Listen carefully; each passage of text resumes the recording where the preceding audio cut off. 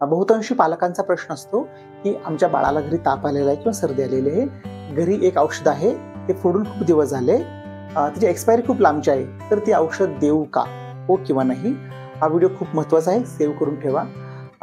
ज्यावेळेस एखादी औषधाची बाटली फोडली जाते त्यावेळेस ती बाटली, ते औषध हे हवेच्या संपर्कात येतं, लाईटच्या संपर्कात येतं आणि ते हळूहळू दूषित होऊ लागतं कालांतराने.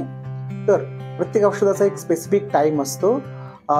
जर एखादी बाटली फोडलीच नाही तर ती बाटली एक्सपायरी डेटपर्यंत चांगली राहते, पण जर बाटली फोडली तर वर सांगितल्याप्रमाणे ती बाटली औषध हळूहळू दूषित होऊ लागतं आणि कालांतराने ते औषध हे खराब होऊन जातं.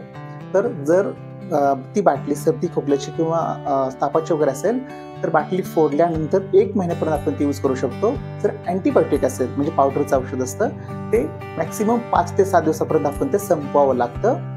जर आय ड्रॉप, इयर ड्रॉप असतील तर एक 25 दिवसापर्यंत आपण ते औषध संपवणं आवश्यक असते किंवा त्याच्या नंतर ते यूज नाही करायचं. क्रीम असेल तर एक 3 महिन्यापर्यंत आपण ते क्रीम यूज करू शकतो. जर आपण औषध फोडलेलं असेल आणि खूप दिवसानंतर दिलं तर त्या औषधांचे साईड इफेक्ट शरीरावर जाणवू लागतात. थँक्यू.